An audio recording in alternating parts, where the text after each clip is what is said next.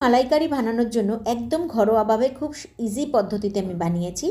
দুধটাকে প্রথমেই আমি গরম করে নিয়েছি, ঈষৎ উষ্ণ গরম করে নিয়ে একটা বাটির মধ্যে নিয়ে বাজারে চলতি যে কেনা পাওয়া যায় মাস্টার্ড পাউডার মানে সর্ষে গুঁড়ো, সেটা দিয়ে দিলাম।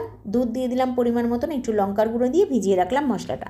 এদিকে দেখো কড়াইয়ের মধ্যে অল্প করে সর্ষের তেল দিয়ে কিছু কুচনো পেঁয়াজ অল্প একটু দিয়েছি, কিছু রসুন থেতো করে দিয়েছি, তোমরা চাইলে বেটেও নিতে পারো, আর কিছু মানে কাঁচা লঙ্কা কুচি দিয়ে দিলাম, একটু হলুদ দিয়ে দিলাম।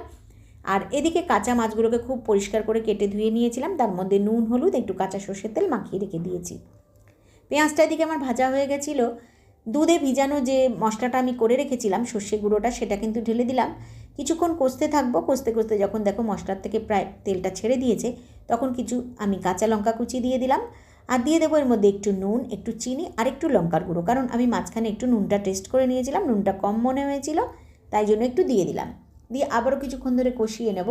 যখন দেখো একদম তেলটা কিন্তু ছেড়ে উপরের দিকে এসে গেছে মশলার থেকে, এবার আমি কাঁচা মাছগুলোকে যে মাখিয়ে রেখেছিলাম নুন হলুদ আর একটু কাঁচা সর্ষের তেল দিয়ে, সেই মাছটা দিয়ে একটু এদিক ওদিক নাড়িয়ে নিলাম।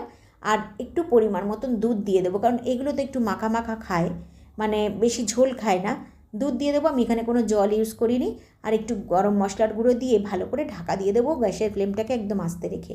কিছুক্ষণ পরে একটু নাড়িয়ে চাড়িয়ে নেব। দেখো আর একটু চেক করে নিয়ে যাবো আমার নুন হলুদ আর ঝালটা ঠিক আছে নাকি। তারপর কিন্তু নামিয়ে নিলাম, আর ওপর থেকে গার্নিশিংয়ের জন্য একটু ধনেপাতা সাজিয়ে দিলাম। তোমাদের কাছে না থাকলে না দেবে, কোনো ব্যাপার না, কিন্তু খুব ভালো হয়েছিল খেতে। একদম ঘরোয়া পদ্ধতিতে খুব সহজে বানিয়ে ফেলো একদিন চিংড়ির মাছ।